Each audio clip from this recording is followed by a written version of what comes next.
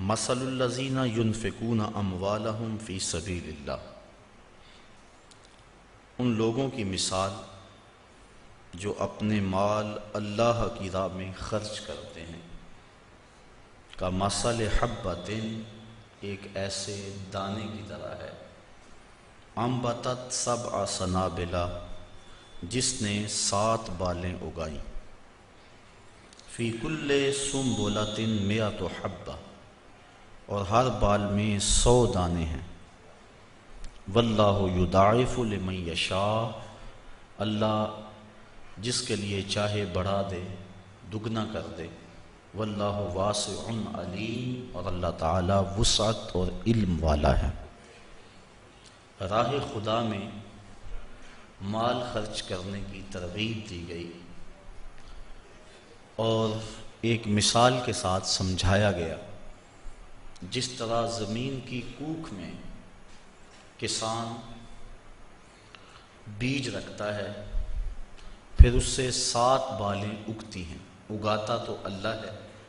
یہاں دانے کی طرف اگانے کی نسبت کی گئی، یہ نسبت مجازی ہے، تو ہر بال میں 100 دانے، ایک بویا 700 مل گئے۔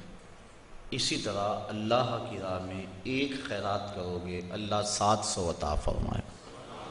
اور فرمایا اگر وہ چاہے تو اس سے بھی بڑھا دے۔ قرآن مجید نے مختلف مقامات پر راہ خدا میں خرچ کرنے کے اجر و ثواب کا تذکرہ فرمایا۔ کہیں فرمایا کہ کوئی میرے راستے میں 1 لائے گا تو میں 10 گنا دوں گا، یہاں فرمایا کہ 700 گنا، اللہ چاہے تو اس کو بھی دوہرا کر دے، اس کو بھی 2 گنا کر دے، اور ایک تیسرے مقام پہ فرمایا کہ اس کی راہ میں خرچ کرنے والوں کو وہ بغیر حساب کے عطا فرماتا، کہیں فرمایا 10 گنا دیتا ہے، کہیں فرمایا 700 گنا دیتا ہے، کہیں فرمایا بغیر حساب کے دیتا ہے۔ تو علماء تفسیر فرماتے ہیں جو اس کی راہ میں حساب سے دے، اللہ تعالیٰ اس کو حساب سے اس کا اجر دیتا ہے، اور جو اس کے راستے میں یوں ہی بے حساب دے، اللہ اسے بھی بے حساب اجر عطا فرماتا ہے۔ دوسری بات علماء فرماتے ہیں، یہاں خلوص کی بات ہے کہ جتنا گڑ ڈالیں گے اتنا ہی میٹھا ہوگا، جس کا جتنا خلوص ہے اللہ اسے اتنا عطا فرمائے گا، کسی کو 10 گنا، کسی کو 700 گنا، اور جس کا خلوص بہت سارا ہے اللہ اسے بغیر حساب کے عطا فرماتا ہے۔ اور تیسرا قول مفسرین اس آیت کریمہ کی تشریح میں بیان فرماتے ہیں کہ یہ دینے والے کی کیفیت میں منحصر ہے، کہ دینے والے کی کیفیت اور حیثیت کیا ہے۔ مثال کے طور پہ ایک شخص کروڑ پتی ہے، وہ راہ خدا میں ایک فقیر کو 2 روٹیاں دیتا ہے، اور ایک متوسط حیثیت کا مالک ہے، وہ بھی راہ خدا میں 2 روٹیاں دیتا ہے، اور ایک جس کے پاس کل کائنات 2 روٹیاں ہیں اور کچھ ہے ہی نہیں، فقیر آ گیا اس نے بھی 2 روٹیاں دے دی، تو دی تینوں نے 2 روٹیاں، لیکن ہر ایک کی حیثیت کا فرق ہے، تو پہلے کو اللہ 10 گنا دیتا ہے، دوسرے کو 700 گنا دیتا ہے، اور تیسرے جس نے ساری کمائی لٹا دی اللہ اس کو بغیر حساب کے عطا فرماتا ہے۔ تو کہا جس طرح زمین میں تم کوئی بیج بو تو وہ 700 گنا اس کو اٹھاتے ہو، ایسے ہی میری راہ میں جو تم خرچ کرو گے میں 700 گنا تمہیں عطا فرماؤں گا، اور اللہ چاہے تو 2 گنا کر دیتا ہے۔ اللہ تعالیٰ جل شانہ نے یہاں راہ خدا میں خرچ کرنے کی مثال کھیتی باڑی سے دی۔ امام ترمذی نے روایت نقل کی ہے، آقا کریم علیہ السلام نے ارشاد فرمایا، التمسوا الرزق فی خبایا الارض، اپنا رزق زمین کی تہوں سے تلاش کرو۔ تو علماء فرماتے ہیں کہ اس مثال سے یہ ثابت ہوا کہ کھیتی باڑی کرنا بڑی فضیلت والا کام ہے، اور امام قرطبی نے الجامع لاحکام القرآن کے اندر اس آیت کریمہ کی تشریح میں لکھا ہے، کھیتی باڑی کرنا فرض کفایہ ہے، اگر ساری قوم یہ کام چھوڑ دیتی ہے تو حاکم کے اوپر لازم ہے کہ وہ کچھ لوگوں کو مجبور کرے کہ وہ کھیتی باڑی کریں، یہ فروض کفایہ میں سے ہے۔ الذین ینفقون اموالہم فی سبیل اللہ، وہ لوگ جو اپنے اموال اللہ کی راہ میں خرچ کرتے ہیں، ثم لا یتبعون ما انفقوا، پھر جس کو خرچ کیا اس کا پیچھا نہیں کرتے، منم ولا اذا، احسان جتلا کر اور نہ اذیت دے کر، جو راہ خدا میں دے دیا سو دے دیا، یہ نہیں کہ اس کے اوپر احسان جتلا کر اپنا کیا دھرا برباد کر لیں۔ من اور اذا ان دونوں چیزوں سے منع کر دیا گیا، احسان بھی نہ جتلایا جائے، اذیت بھی نہ دی جائے، اذیت ذہنی طور پہ بھی کسی کو شاک نہ پہنچایا جائے کہ اس کو کہیں کہ جناب یہ اس کے پاس اب اتنی دولت ہے، ہمارے گھر سے اس کو جاگ لگی تھی، اس کو کوئی پوچھنے والا نہیں تھا، ہم نے مدد کی اس کی، تو یہ اس کو اذیت دینے کے مترادف ہے۔ بلکہ حضرت زید بن اسلم رضی اللہ تعالی عنہ فرماتے ہیں کہ جب کسی کو تم نے خیرات دی ہو اور وہ تمہیں بازار میں راستے میں ملے اور آپ اس کو السلام علیکم کہیں تو وہ اس میں بھی ثقل اور بوجھ محسوس کرتا ہو تو کہا اس سے ترک کر دینا چاہیے سلام کہنا بھی، کہ یہ بھی اس کی اذیت کا باعث ہوگا۔ تو آج تو ہم کسی کو خیرات دے کر اس کی غربت کا اشتہار لگا دیتے ہیں۔ پہلے کہا کرتے تھے نیکی کا دریا میں ڈال، اب ہم کہتے ہیں نیکی کر اخبار میں ڈال۔ نیکی کی اور کسی غریب کو اگر ہم نے خیرات بھی دی، عید پیکج بھی دیا، تو پھر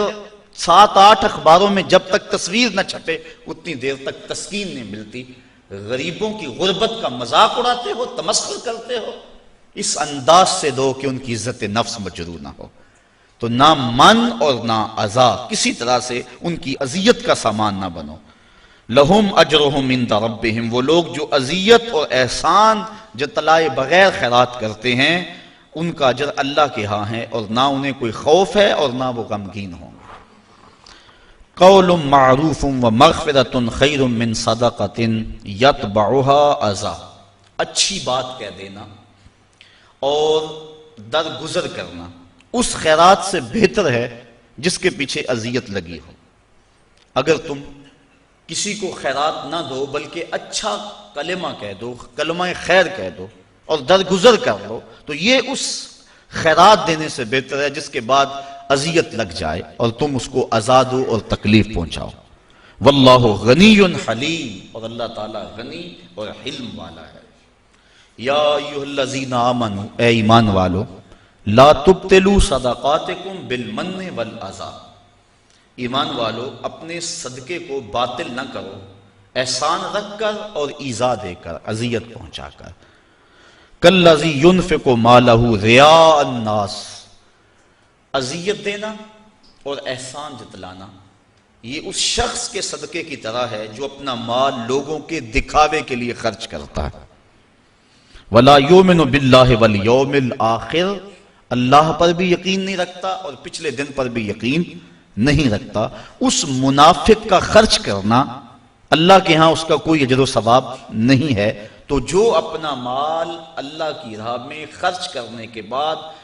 جس کو مال دیا اس کو اذیت دیتا ہے یا اس کو جتلاتا ہے تو وہ ایسے منافق کے خرچ کرنے کی طرح ہے جو اللہ اور پچھلے دن پر یقین نہیں رکھتا، یعنی اس کو کوئی فائدہ نہیں ہے۔ تو ریاکاری کے لیے خرچ کیا گیا مال، اس کی مثال اللہ تعالیٰ نے دی کہ فَمَثَلُهُ كَمَثَلِ صَفْوَانٍ، اس کی مثال ایک ایسے چٹیل پتھر کی طرح ہے، ایسے چٹان کی طرح ہے، علیہ تراب، جس کے اوپر مٹی پڑی ہو، فَأَصَابَهُ وَابِلٌ، تو اس پر زوردار پانی پڑے می برسے، فَتَرَكَهُ صَلْدًا، تو اس کو بالکل چٹیل پتھر چھوڑ دے۔ اب مٹی پڑی تھی، لگتا تھا اس کے اوپر کچھ اگے گا، لیکن جب بارش پڑی تو وہ ساری مٹی اس سے اتر گئی اور بالکل پتھر کا پتھر رہ گیا اور اس کے اوپر کوئی چیز نہ رہی۔ تو جو ریاکاری کے لیے عمل کیا جاتا ہے اس کو اس مثال سے بیان کیا گیا کہ اس کی ذات پتھر کی طرح ہے اور جو عمل کیا وہ مٹی کی طرح نظر آ رہا ہے، اور کل قیامت کا دن موسلادھار بارش کی صورت میں ہے اور اس سے وہ عمل ختم ہو جائے گا، اور جب وہ دیکھے گا تو اس کے پلے کوئی عمل نہیں ہوگا۔ جس طرح چٹیل چٹان ہے اور اس کے اوپر کچھ نہیں ہے تو وہ اپنے نامہ اعمال کے اندر ریاکاری کے لیے جو عمل کیا گیا ہے وہ اس کو نہیں دیکھے گا، اور دیکھے گا کہ بالکل اس کا نامہ اعمال صاف پڑا ہوا ہے اور وہاں کچھ بھی موجود نہیں ہے۔ وہ گمان کرتا تھا میں نے یہ کیا یہ کیا یہ کیا، لیکن یہ بھول گیا تھا کہ سب کچھ ریاکاری کے لیے کیا، لوگوں کے دکھلاوے کے لیے کیا۔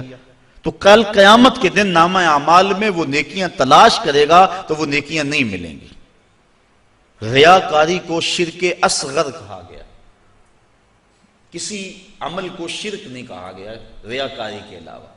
یہ چھوٹا شرک ہے، اللہ کے علاوہ کسی اور کی رضا جوئی کے لیے، کسی اور سے داد لینے کے لیے، کسی اور سے نفع حاصل کرنے کے لیے بندہ عمل کرتا ہے، تو اس کو شرک کہا گیا۔ حدیث میں آتا ہے کل قیامت کے دن ایک شہید، ایک عالم قاری اور ایک سخی، تینوں کو اللہ کی بارگاہ میں پیش کیا جائے گا اور وہ اپنے اچھے اعمال کی اللہ سے جزا چاہیں گے۔ شہید کہے گا میں نے اپنی جان جیسی متاع عزیز تیری بارگاہ میں قربان کر دی۔ اللہ تعالیٰ ارشاد فرمائے گا تو نے اس لیے جان قربان کی کہ لوگ تجھے بہادر کہیں، 100 لوگوں نے کہہ لیا میرے لیے تو نے جان قربان نہیں کی، لہٰذا میرے ہاں تیرا کوئی اجر نہیں ہے۔ پھر عالم کہے گا میں نے تیرا قرآن پڑھا، لوگوں کو سنایا، ساری زندگی خدمات دین کرتا رہا۔ اللہ تعالیٰ ارشاد فرمائے گا کہ تو نے اس لیے کیا کہ لوگ تجھے داد دیں، تیری شہرت ہو، تیری عزت بڑھے، وہ بڑھ گئی۔ دنیا نے تجھے بڑا پروٹوکول دیا، بڑا اعزاز دیا، بڑی تکریم دی، میرے لیے تو نے یہ سب کچھ نہیں کیا تھا، لہٰذا میرے ہاں تیرا کوئی اجر نہیں ہے۔ پھر اس کے بعد سخی پیش ہوگا، عرض کرے گا مالک میں نے اپنی دولت تیری بارگاہ میں پیش کر دی، دولت کا خرچ کرنا نفس پہ انتہائی شاق ہے، تو میں نے اس کو تیری راہ میں خرچ کیا، مجھے اس کا صلہ اور اس کی جزا دی جائے۔ اللہ تعالیٰ ارشاد فرمائے گا تو نے دولت اس لیے خرچ کی کہ لوگ تجھے سخی کہیں، تیری سخاوت کی دھوم مچے، تیری سخاوت کی دھوم مچ گئی، تجھے سخی کہا گیا، تو بڑا سماجی کارکن کہلایا، لیکن تو میری رضا کے لیے نہیں کیا تھا، لوگوں سے داد وصول کرنے کے لیے یہ سب کچھ کیا تھا۔ اخبار میں تیری تصویریں بھی چھپی، تجھے میڈل بھی دیے گئے، تجھے اعزاز و تکریم سے بھی نوازا گیا، تجھے سخی کہا گیا، تو نے میرے لیے یہ کچھ نہیں کیا تھا، لہٰذا میرے پاس تیرے اس عمل کی کوئی جزا نہیں ہے۔ تو اس طرح فرمایا کہ سخی بھی، شہید بھی اور وہ قاری بھی جو اللہ کی بارگاہ میں اپنے عمل لے کے پیش ہوں گے ان کو کوئی جزا نہیں دی جائے گی۔ مومن جو عمل کرتا ہے اس کا مقصد اللہ کی رضا ہونا چاہیے تو اجر ہے، ورنہ پانی کے اوپر لگائی گئی لکیر کی طرح کچھ بھی نہیں ہوتا، وہ عمل ضائع ہو جاتا ہے۔ تو اللہ تعالیٰ جل شانہ نے فرمایا کہ ایسے ہے اس ریاکار کی مثال جس طرح پتھر کے اوپر گرد پڑی ہو اور موسلا دار بارش برسے تو وہ گرد ختم، پتھر کا پتھر۔ اسی طرح وہ سمجھتا ہے کہ میرے نامہ اعمال میں یہ نیکی ہے، لیکن جب قیامت کا دن آئے گا تو نامہ اعمال میں کوئی نیکی موجود نہیں ہوگی، پھر ڈاڈا پچھتاوا ہوگا۔ واللہ لا یہدی القوم الکافرین، اللہ کافر قوم کو ہدایت نہیں دیتا۔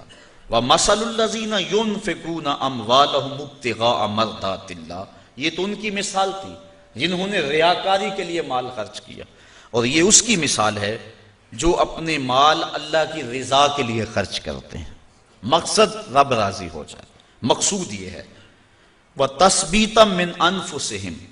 اور اپنے دل جمانے کو کہ ان کا دل استقلال کا نور حاصل کر جائے،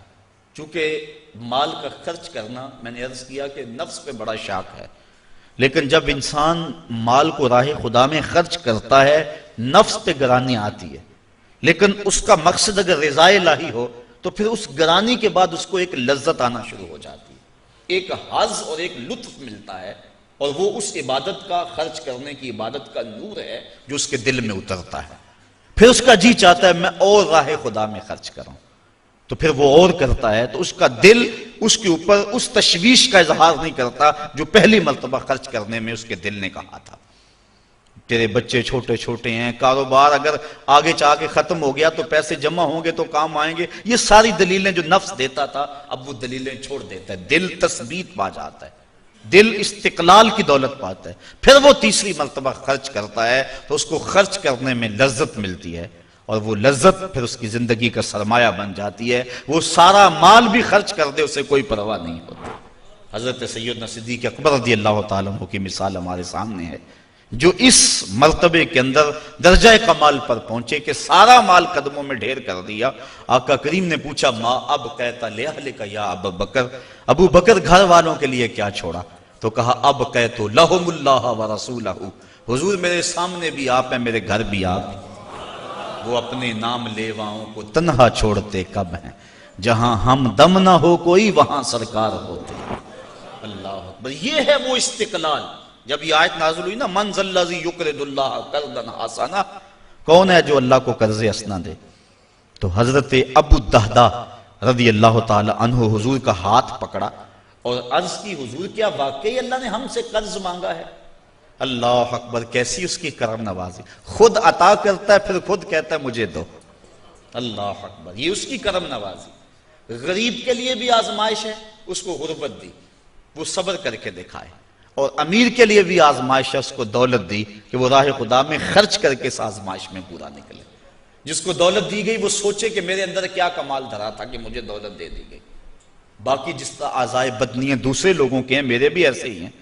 میری قسمت کے اندر یہ جو زیادہ دولت لکھ دی گئی، اور پھر مجھے کہا گیا تیرے مال میں حق ہے ان کا جو مانگنے آتے ہیں، اور ان کا بھی حق ہے جو عزت نفس کی وجہ سے مانگنے نہیں آتے، گھر کے کواڑ بند کر کے اندر ہی اللہ کی رحمتوں سے امید رکھتے ہیں اور کسی کے سامنے ہاتھ نہیں پھیلاتے۔ جا ان کو بھی تلاش کر، ان کی بھی جھولی بھر کے آ،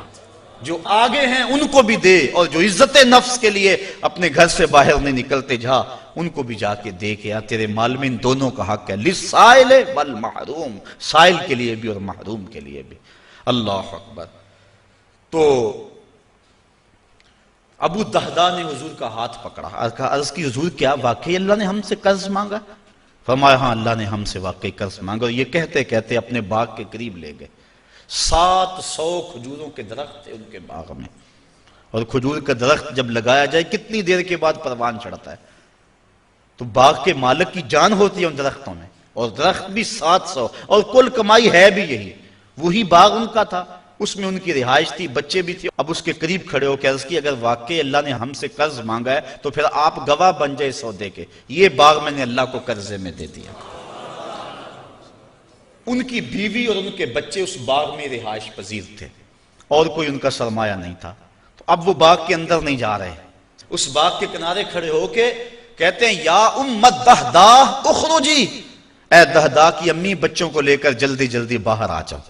یہ باغ اب ہمارا نہیں رہا، یہ ہم نے اللہ کو قرضے میں دے دیا۔ اس پاک باز نیک سیرت خاتون نے یہ نہیں کہا کہ ابو دہداء آگے ہم کس مکان میں جائیں گے، آگے کوئی انتظام کیا ہے، بلکہ اس نے جلدی جلدی اپنا سامان سمیٹا، بچوں کو لیا، باغ سے باہر آئی، اور پھر کہتی ہے رابحہ بیعو کا یا ابا الدہداء، اے دہداء کے ابو تو نے بڑا نفع والا سودا کر لیا ہے، تو نے بڑے نفع والا سودا کر لیا ہے۔ یہ وہ تھے جو حضور کی درسگاہ کے طالب علم تھے۔ تو راہ خدا میں خرچ کرنے سے دل کو تکلیف نہیں ہوتی، دل کو تشویش نہیں ہوتی، بلکہ دل قرار پاتا ہے۔ تو جب خدا کی راہ میں خرچ کر کے دل کو تشویش پہنچے تو سمجھو دل کو استقلال کی دولت نہیں ملی، اور جب راہ خدا میں خرچ کر کے سکون کے قافلے اترنے شروع ہو جائیں، رقص کرنے لگے اور باطن میں کیفیات اور نور و نکھت کی بارش ہونے لگے، تو سمجھ لو کہ میری خیرات میرے مالک نے قبول فرما لی، اور یہ میں نے خالص اس کی رضا کے لیے ایسا کیا تھا۔ تو کہا کہ وہ لوگ جو اپنے مال اللہ کی رضا کے لیے وَتَثْبِيتًا مِّنْ أَنفُسِهِمْ، اور اپنے دل کے استقلال کے لیے، اپنے دل کو ثابت کرنے کے لیے، جمانے کے لیے خرچ کرتے ہیں، کَمَثَلِ جَنَّةٍ، اس خرچ کرنے کی مثال ایسے باغ کی طرح ہے بِرَبْوَةٍ، جو اونچی جگہ پر ہے، أَصَابَهَا وَابِلٌ، جس کو موسلا دار بارش پڑی، اونچی جگہ پہ محلے وقوع اور بارش بھی موسلا دار، فَآتَتْ أُكُلَهَا ضِعْفَيْنِ، تو اس کا پھل پھر دگنا آئے گا۔ اس کی مثال جس نے تثبیت قلب کے لیے اور اللہ کی رضا کے لیے مال خرچ کیا۔ فَإِن لَّمْ يُصِبْهَا، اگر اس کو وہ موسلا دار بارش نہ بھی پہنچے، فَطَلٌ، تو اوس کا پڑنا، شبنم کے قطروں کا گرنا ہی اس کے پھل لانے کے لیے کافی ہوگا، کیونکہ وہ ایسے پوائنٹ پہ باغ اگا ہوا ہے، ایسی اونچی جگہ پہ اگا ہوا ہے، وہ بھی اس کے لیے کافی ہو جائے گا۔ واللہ بما تعملون بصیر، اور جو تم عمل کرتے ہو اللہ اسے دیکھ رہا ہے، اسے پتہ ہے کون کس نیت سے اس کی راہ میں